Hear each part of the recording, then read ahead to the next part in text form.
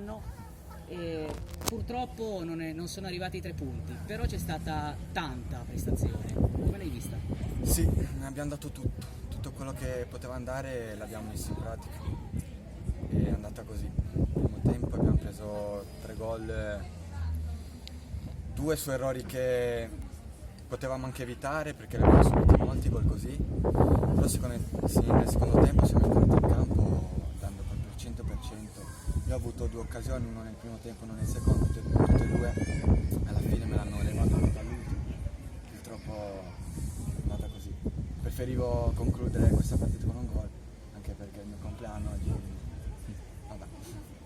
Senti, sei uno dei giocatori più intercambiati, no? Quando ti presenti magari da terzino, poi vai all'ala, a volte poi fai anche l'interno di centrocampo, nasceresti anche interno di centrocampo. Dov'è che ti trovi meglio come ruolo?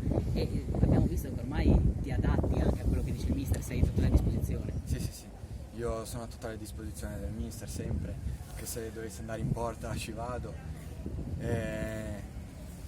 Io sono nato come mediano all'inizio quando ero a Genova, poi da lì mi hanno iniziato a mettere mezzala e anche trequartista perché mi vedevano più offensivo.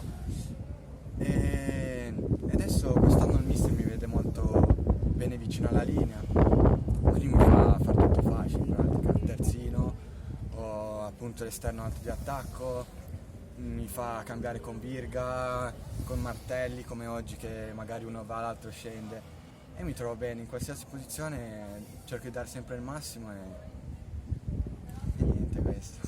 Va bene Oscar, ti ringrazio. Grazie mille.